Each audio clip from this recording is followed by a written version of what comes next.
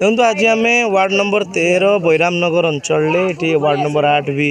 मल्लिकासपुर ये आम घर को घर जाकि लोक भोट भिक्षा करुचे लोक पाखे जाकि प्रधानमंत्री नरेंद्र मोदी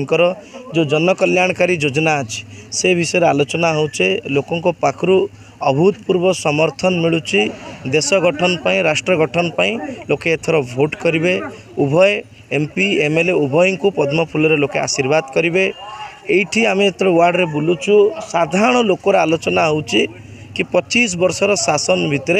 आमको स्वच्छ पानीय जल मिलवारे भी एत असुविधा होची। एठी तो मु कथा होतिली एबे कि विगत 25 दिन हम ये वार्ड रे पानी आसुनथला। मु धन्यवाद देवी आम काउंसिलर को जे सबु जगार देखिकी निम्नमानर काम होइतिबा जोगु से सबु पाइप को रिपेयरिंग करी गत काली एठी पानी आसीची। तो लोक मान मन रे राज्य सरकार एवं एठिकार प्रशासन विरुद्ध रे गोटे घोर असंतोष अच्छी से असंतोष को आम पुंजी करवा साधारण लोकंकर हक पाई ओडिया अस्मिता पाई आम एथर उभय एमपी एमएलए को लोके पद्म फूल आशीर्वाद करेंगे।